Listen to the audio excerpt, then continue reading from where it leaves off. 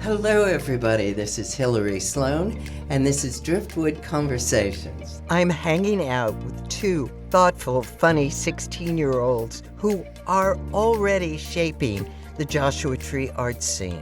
Lia Vamador is recording an extensive oral history of local creatives, musicians, writers, poets, and gallery folks, with over 50 interviews and more to come. Kiki Davies is a traveler, musician, watercolor enthusiast, and occasional filmmaker who's discovering she might love teaching as much as making art. We explore homeschooling and self-designed learning, retro music and surf culture, the influence of social media on attention span and confidence, what it truly means to be a best friend, and why documenting this moment in desert art is vital. There's college dreaming, band practice, and a touch of chocolate mousse too. Let's jump in.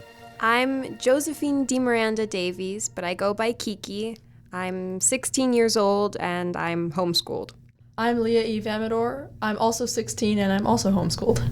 And Lia, you're recording musicians in Joshua Tree, right? Yes, I'm doing a research project where I'm interviewing different artists, visual artists, writers, and musicians in Joshua Tree and the surrounding areas.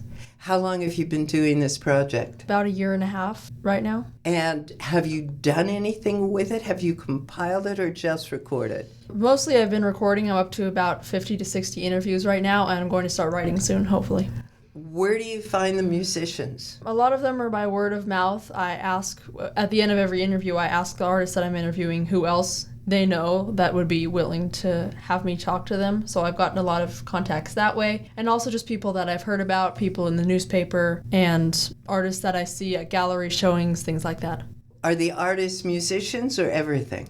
The main categories I've been sticking to are musicians, writers, and poets, and visual artists, so sculptors, painters. So I've done some video artists like Kiki's dad, and some venue owners and artists in residence owners, but those are the main three categories I've been sticking to.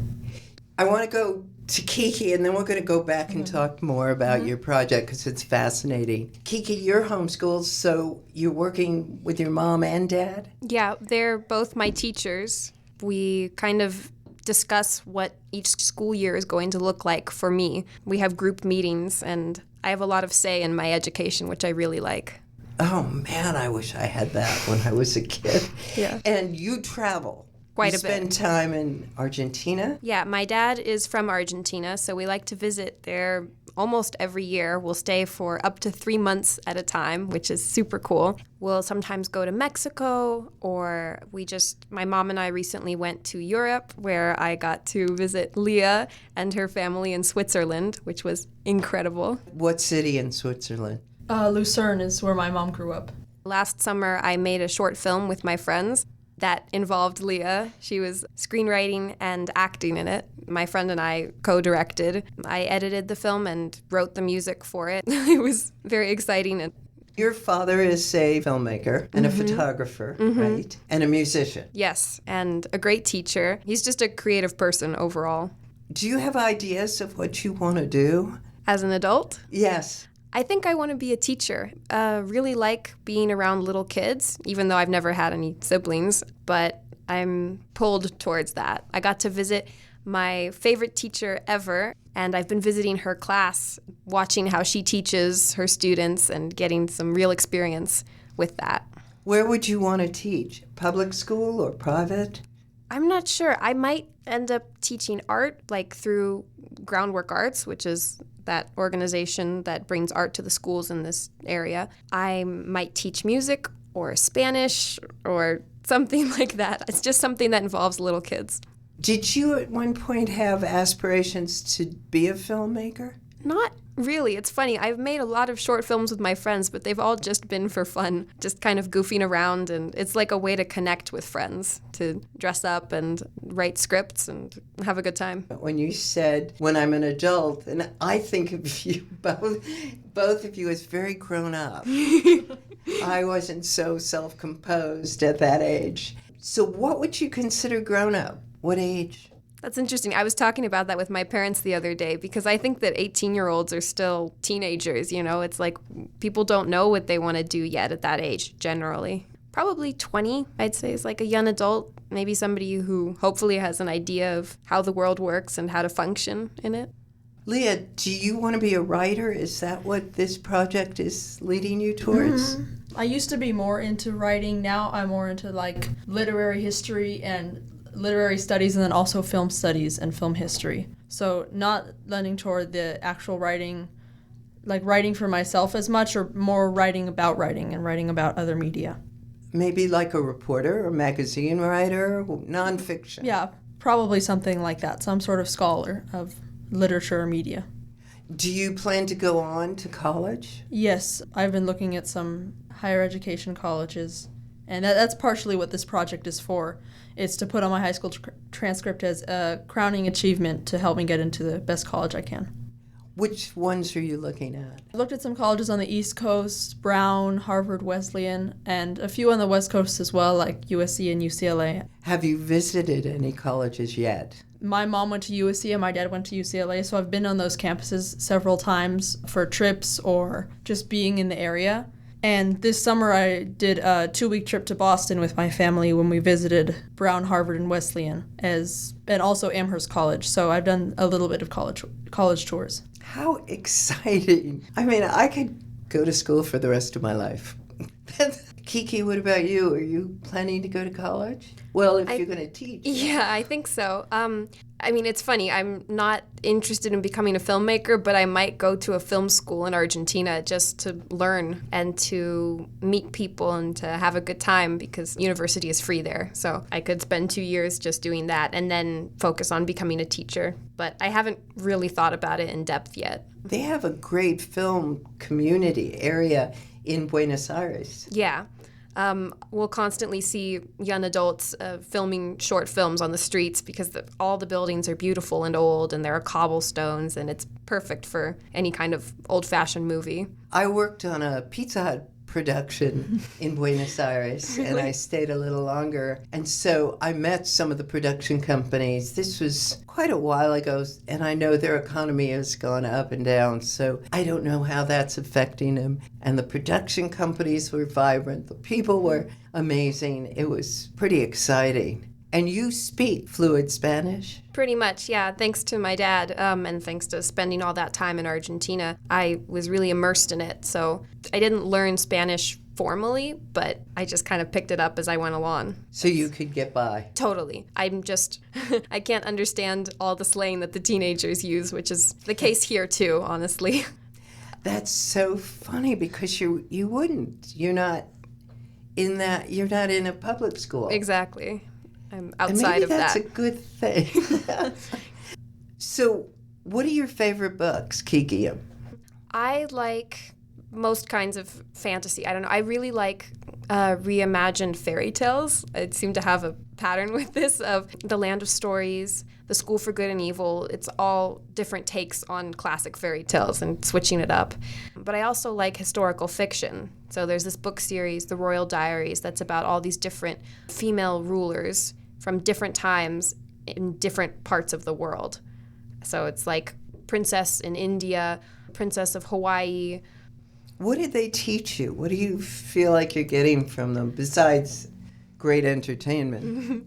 I think it's giving me an idea of what other cultures are like, which I find really exciting, and what was going on in different parts of the world around the same time, because different places were vastly different from each other, like in terms of technology and how advanced the different cultures were and in what ways. And it makes me curious. Would it be called technology? Maybe it was more industrial? Yeah, it was just like which cultures had super fancy, floofy dresses, and some cultures were more nature-based and in certain ways advanced, but in other ways not.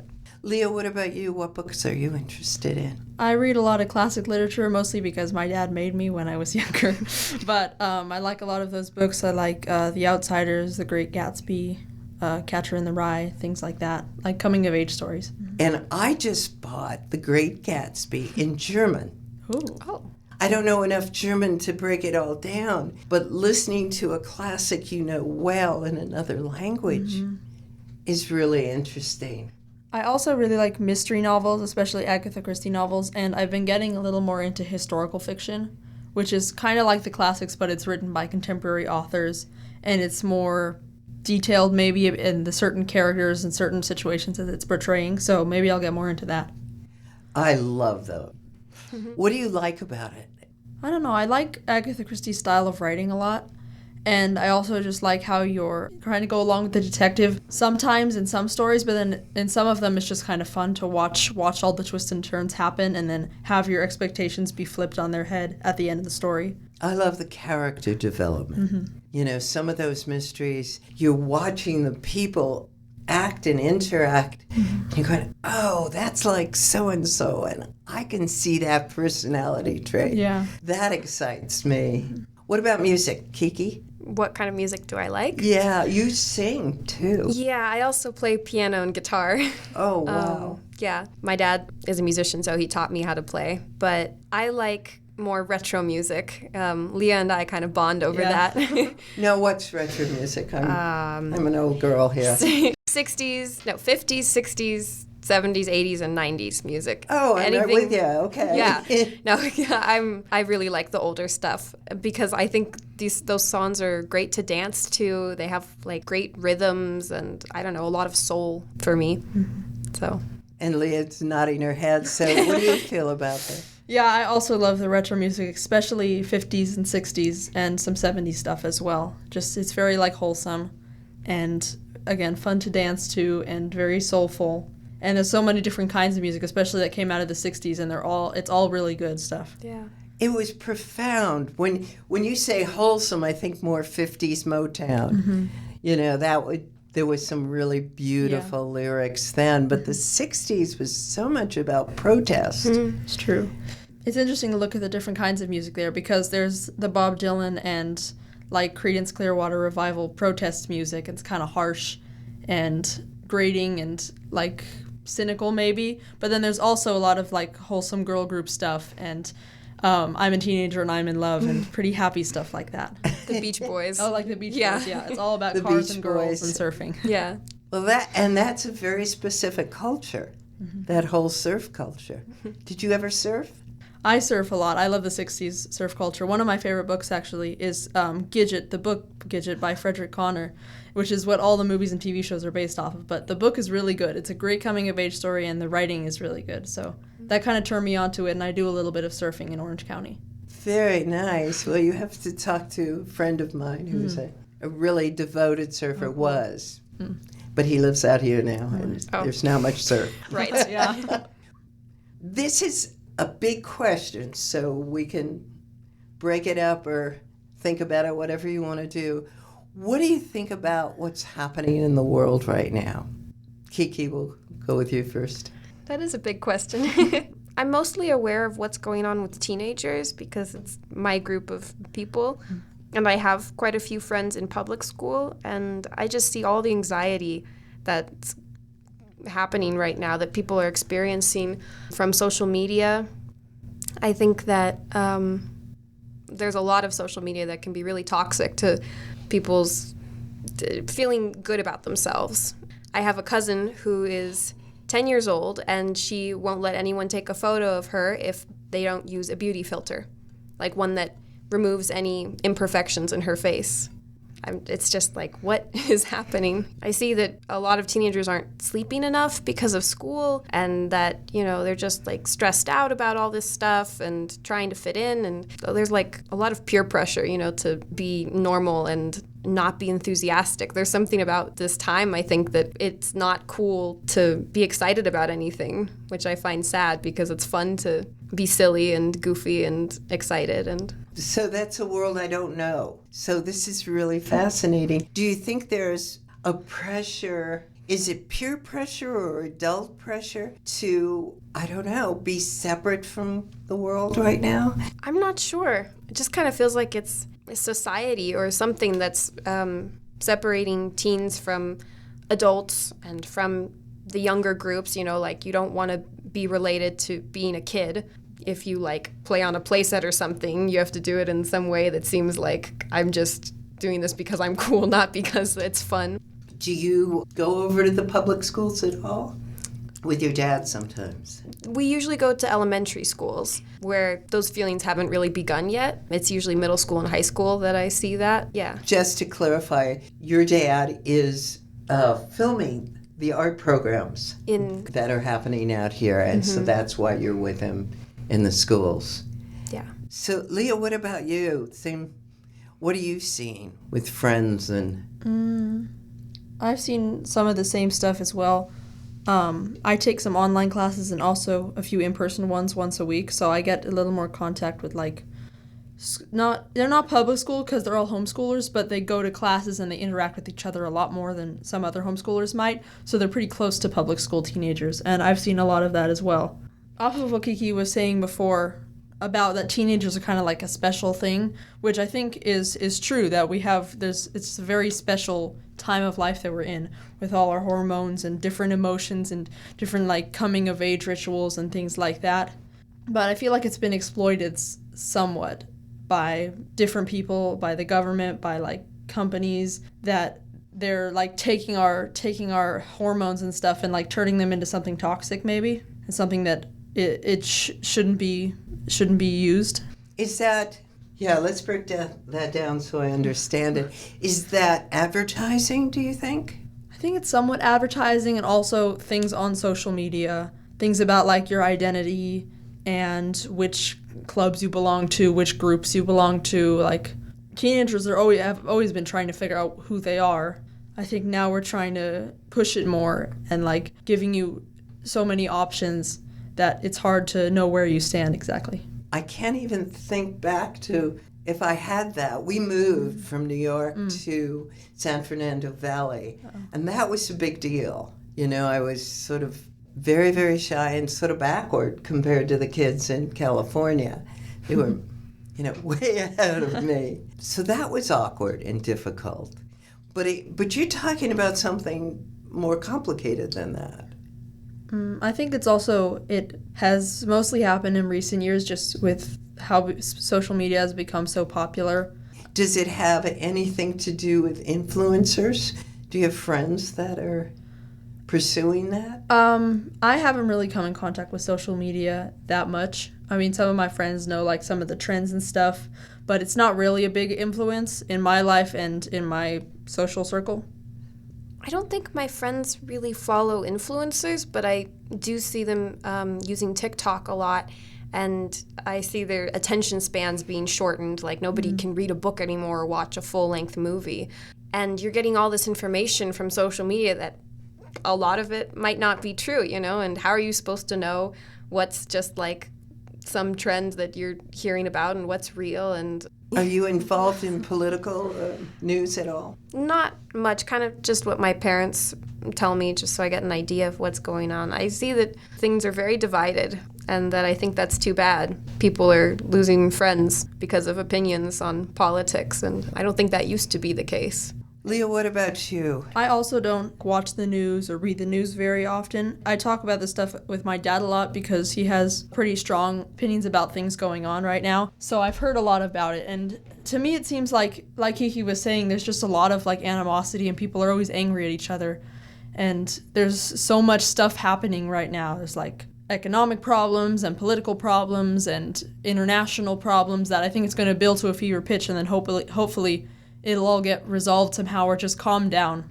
Have you thought about going to the same school? Or No, we haven't. I mean, I've only ever considered Argentina so far just for to get a kind of cool education, not for a career purpose. So I don't really know what kind of university I would go to here, but it'd be amazing if Lia and I could go to the same college.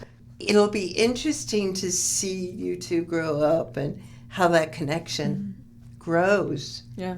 How long have you been friends?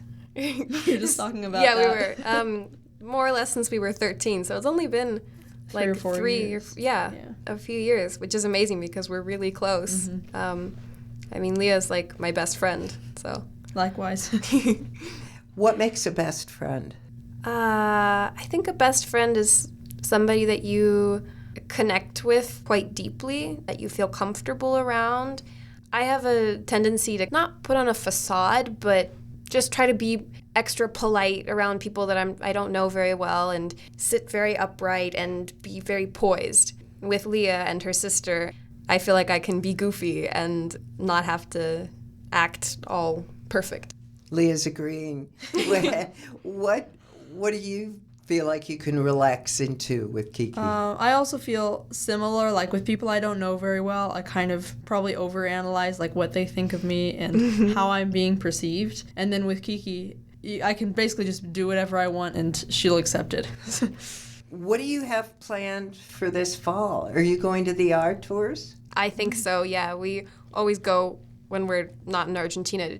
The art tours are pretty amazing, aren't they? They are. For people that don't know, the art tours are artists from Morongo Basin, Yucca Valley, Joshua Tree, and 29 Palms, and Wonder Valley. And artists open their studios, and people get to go there. Leah, does your family go to the art tours? Sometimes. You don't usually do it as a family. I've been doing it more in past years to get contacts for my research project. Is there Official something title. specific you're asking these artists? What I'm trying to do mostly is capture the art scene as it is now, before it changes, before it gets commercialized. So I've been asking them a lot about their perception of the art scene, their experiences in it, also about their own art in particular, and then how different factors contribute to the community in Joshua Tree, like the proximity to LA and the history that's been out here and the recent popularity of Joshua Tree, especially since COVID, how now there are so many tourists out here, how is that going to affect the art community, things like that.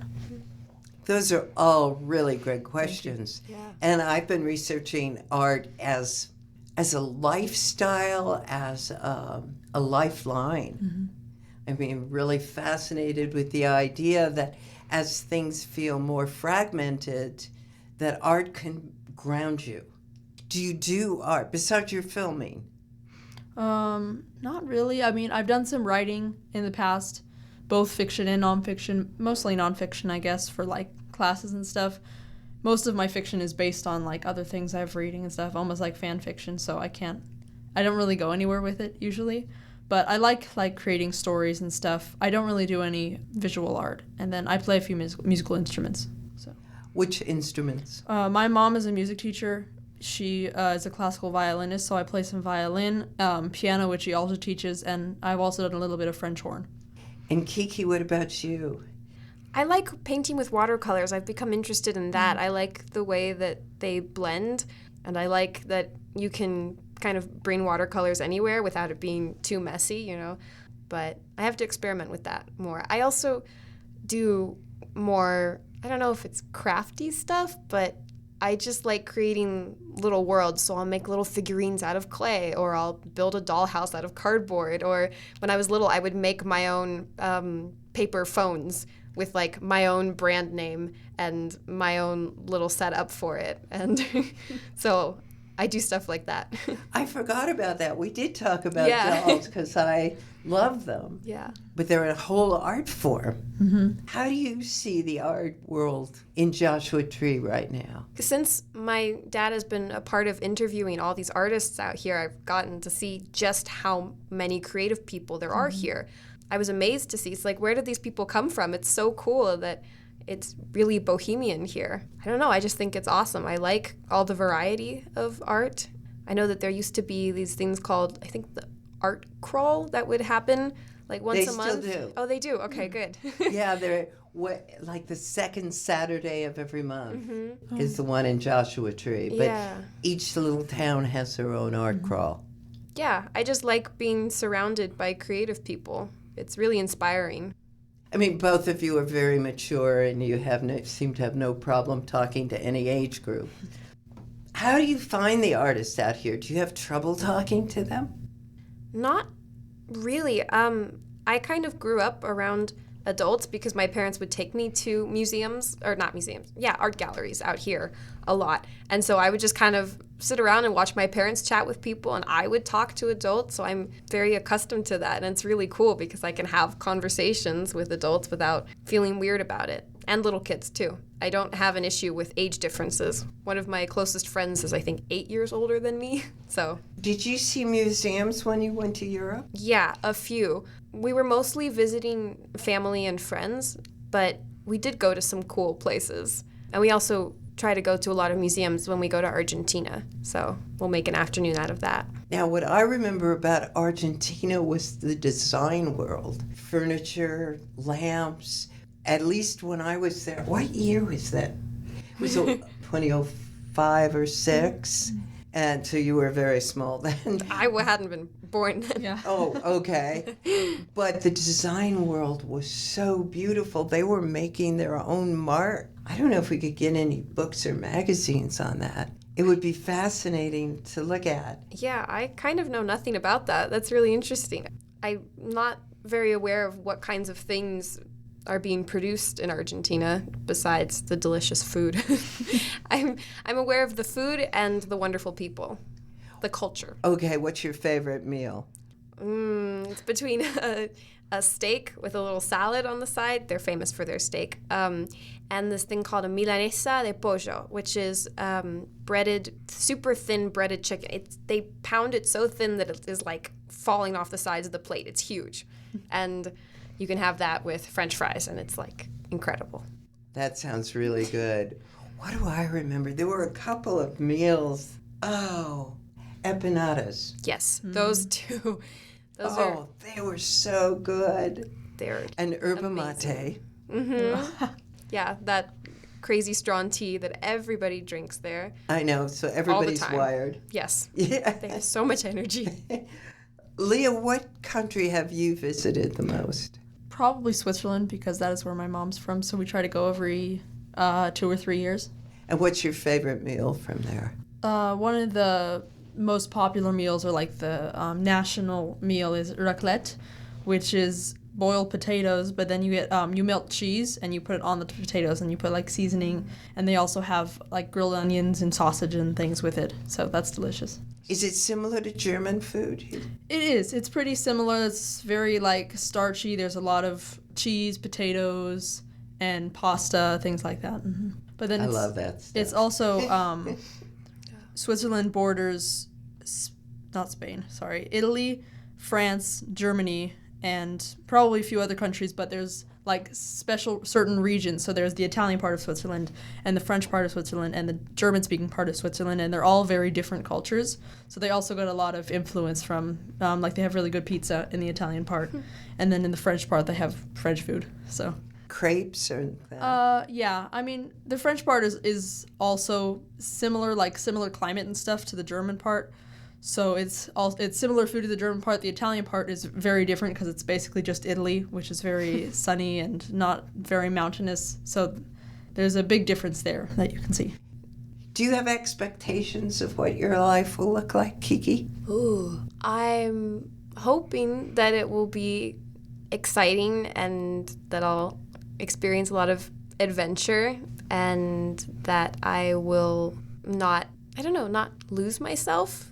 Not become somebody I don't want to be or have my life go in some crazy direction that I don't want it to go in. You know, I hope to stay generally on track of just enjoying life and doing cool things and being creative and maybe teaching. What do you love the most about teaching? Okay, so I don't know how good I am at teaching necessarily. I just love being around little kids, and I think I'm pretty good at babysitting. I've had some experience with that, and so just being in a space with younger kids, I think that they're sweet and exciting and playful. I like having the excuse to play. I'm 16 now, so it's kind of like not much of a thing for me anymore. Lia, what about you? Do you have expectations of what your life will be? I don't really know. I'm not sure exactly what I want to do with my life or anything. I don't have a life plan. But I hope that I can travel a lot and make a lot of friends, be in a lot of different circles, and just experience a lot of things. Yeah, I guess that's it. I agree with what you said. I want to do that stuff too. That's what I got from you too. Yeah. That it's open. It feels like you're both really open and excited about prospects. Mm-hmm. Yeah. Oh, I'm so glad for you. Thank you. Yeah, that's wonderful. What are the current plans? Any plans to go with your family anywhere? Right now, I'm pretty bombarded by homework, school stuff. So no plans so far. We might go back to Europe next summer. I don't know. I should probably do some more college tours soon as well because college is coming up. So I had a very busy and wonderful summer full of travel, so not many plans now, just kind of chilling and enjoying the desert. Although I am going to be performing with this band that I'm in that's run by this really cool guy, Eric Kramer, and we're going to perform at the Joshua Tree Music Fest in October. So, that's great. Yeah. I'll have to find out exactly when because I'll be photographing. That would be so cool. That would be cool. I missed it last time. I didn't know. Something happened. I had to be somewhere, so I couldn't see your band, your performance. Okay, we're getting close here. So is there anything you want to tell the world? I want to say yes, but I have to think of what it is first. I don't know. Teenagers may seem standoffish or like they don't want to talk to adults, but it's not necessarily true. And if it is, it's because they don't have experience of interacting with other age groups. And, we're just going through this whole experience of growing up, so it's complicated. It is complicated, isn't it? Mm-hmm. You mentioned hormones earlier. You did. Lia, okay. I think Lia did. Do you have special knowledge of how to eat and what will support you? I think that since I was little, if I don't eat protein when I have something sweet, if I just eat something sweet, my emotions go kind of nuts. I'll start crying about anything. It's like it destabilizes me. And so now I always eat like some cheese or something or a piece of salami when I'm going to have something very sweet. And it keeps my emotions stable. And it really helps because then I don't like act out or whatever. I find the same thing. Yeah. And I can act out too.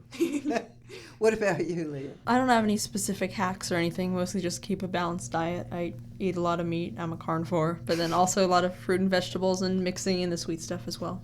What's your favorite sweet dessert? I don't know. I like puddings. I like panna cotta and blancmange and things like that. What about you, Kiki?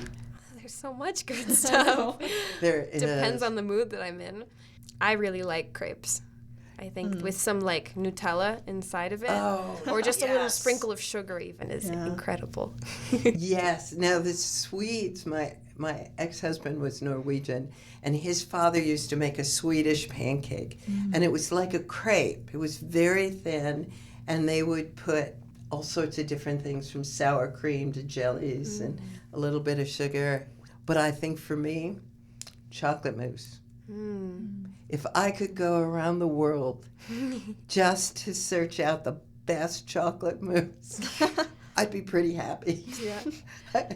Yeah, that would be pretty neat, wouldn't it? It's great. I kind of maxed out on chocolate when I was in Switzerland with Lia because if you're looking for good chocolate, check Switzerland. Yes. Like world we famous. ate so much. Well, you could get it in Germany, too. You could get the Swiss chocolate. That's right. And it really is good. And the French, well, I haven't been there in a very long time, but they're so good at sweet desserts. We have, Sky High Pizza? Yeah. They have a really good tiramisu. Ooh. I'll have to check that out. Yeah.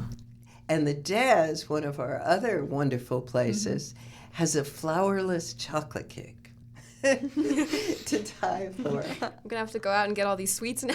Yeah. You notice my weakness. That's pretty clear.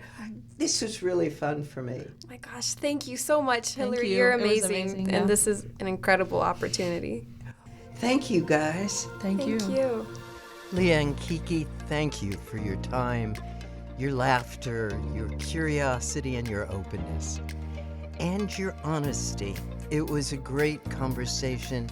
I learned a lot, and I'm delighted to keep having these conversations with people of all ages. If you resonate with Driftwood Conversations, please subscribe. It's a way we will be able to continue bringing you these podcasts. For Driftwood Conversations, this is Hillary Sloan.